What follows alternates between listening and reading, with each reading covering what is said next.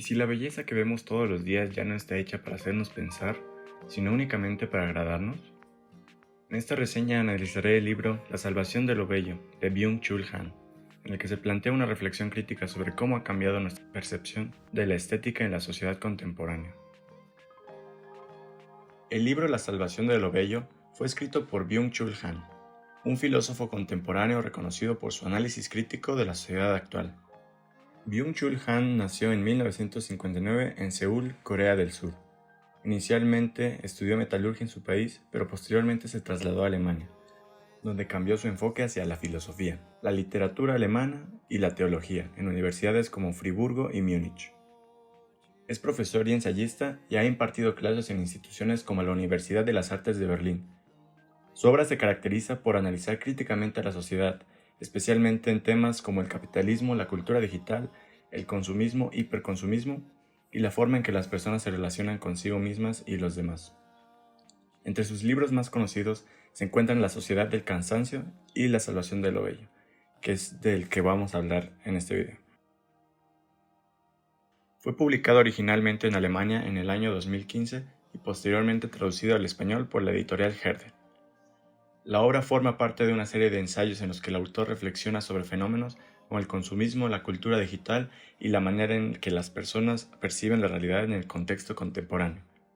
Fue publicado justo antes de su siguiente obra, La expulsión de lo distinto, que es la manera en la que yo lo conocí. La desaparición de la negatividad. Uno de los conceptos centrales del libro es la idea de que la belleza ha perdido su negatividad. Con este término, el autor se refiere a aquellos elementos que generan tensión, incomodidad o reflexión en la experiencia estética. En el pasado, lo bello no se limitaba a lo agradable, sino que también incluía lo extraño, lo trágico o lo sublime. Estas características permitían que el espectador se enfrentara a experiencias complejas que requerían tiempo y pensamiento. Sin embargo, en la actualidad, la estética se ha transformado en algo completamente positivo, en el sentido de que todo debe ser accesible, inmediato y fácil de consumir. La belleza deja de confrontar al espectador y en cambio se convierte en algo que se percibe rápidamente sin esfuerzo, lo que reduce su capacidad de generar reflexión. Han indica que lo pulido, lo liso, impecable, es un estándar que hemos adoptado como sociedad actual, no solo en cosas como el arte, como el ejemplo que pone Han con las obras de Jeff Koons, sino también en nuestro propio cuerpo, como él indica con la depilación brasileña, se ha vuelto un estándar de belleza, y también con objetos que usamos como nuestros smartphones. Ahora ya todos son muy lisos, bordes curveados, pantallas totalmente lisas, sin ningún relieve. Lo pulido no se limita solo al aspecto estético del aparato, sino también a la comunicación que se lleva con el teléfono. No sé si se han dado cuenta que la mayoría de redes sociales ya han quitado sus reacciones negativas, prácticamente. Han explica que todos estos aspectos negativos se han eliminado porque son lo que limitan a un consumo más acelerado. Cuando vemos una obra de Jeff Koons, él mismo explica que solo espera una reacción, un wow. Nada más, no necesita un análisis, no necesita generar mucho más que una sola reacción. Entonces es un producto que se puede consumir rápidamente. La belleza no siempre era placentera, podía ser inquietante, trágica o incluso perturbadora. Sin embargo, en la sociedad contemporánea, estos elementos han sido eliminados. La estética actual busca ser completamente positiva, es decir, evitar cualquier tipo de conflicto o dificultad. Esto provoca que la experiencia estética se vuelva inmediata y accesible, pero también superficial, ya que no exige un esfuerzo de interpretación ni genera reflexión. La estetización del mundo. El libro también aborda la idea de que vivimos en una sociedad completamente estetizada. Esto significa que la estética ya no se limita al arte, sino que se ha extendido a todos los ámbitos de la vida. Los objetos, los espacios, los cuerpos e incluso las experiencias están diseñadas para ser virtualmente atractivas. En este contexto, la estética se convierte en una herramienta al servicio de consumo. Lo bello deja de tener un valor en sí mismo y pasa a ser un medio para generar deseo y generar compra. Este fenómeno puede relacionarse con planteamientos de Walter Benjamin, quien analizó cómo la reproducción técnica transformó la experiencia del arte, debilitando su carácter único y su capacidad de generar una experiencia auténtica. La desaparición de lo otro. Otro de los temas centrales del libro es la desaparición de lo otro. En la experiencia estética tradicional, lo bello implicaba un encuentro con aquello que es diferente, desconocido o ajeno. Este encuentro generaba una tensión que enriquecía la percepción del individuo. Sin embargo, en la actualidad esta relación con lo distinto se ha reducido considerablemente. Los sistemas digitales, como los algoritmos, tienden a mostrar contenidos que coinciden con las preferencias del usuario, lo que limita la exposición a nuevas formas de experiencia estética. De esta manera, la percepción se vuelve repetitiva y predecible. Este fenómeno puede vincularse con las críticas de Theodor W. Adorno, quien señalaba que la cultura de masas tiende a estandarizar los contenidos reduciendo la diversidad y complejidad cultural. Han publicó este libro en 2015, pero hoy en día lo vemos mucho más presente que antes. Por ejemplo, los algoritmos de hoy en día se dedican a complacer a sus usuarios incluso más allá de las publicaciones. Llegan a mostrar comentarios que son afines a los usuarios para que estos sigan consumiendo contenido parecido. Y este fenómeno no solo se queda en el consumo. En la siguiente obra que publicaría Han, que es La expulsión de lo distinto, él habla mucho sobre esto. Esto es un fenómeno no solo de redes sociales o de cómo vivimos lo estético.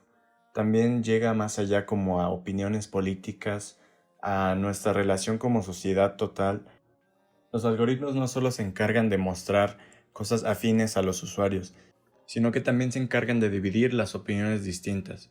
Parece que hoy en día ya no podemos convivir con gente que tenga opiniones diferentes a las nuestras. Las redes sociales se han encargado de villanizar a toda la gente que no comparte exactamente nuestro punto de vista. Y lo vemos diariamente. Por ejemplo, un ejemplo clarísimo aquí de México, los chairos contra el PRIAN. O sea, no puedes tener una opinión que critiques a uno o al otro porque piensan que uno ataca a uno y el otro ataca a otro, en lugar de tener matices de las opiniones. No puedes concordar con uno totalmente ni con el otro totalmente. Es algo que ha ido moldeando nuestra sociedad y se debe mucho a todo esto que consumimos.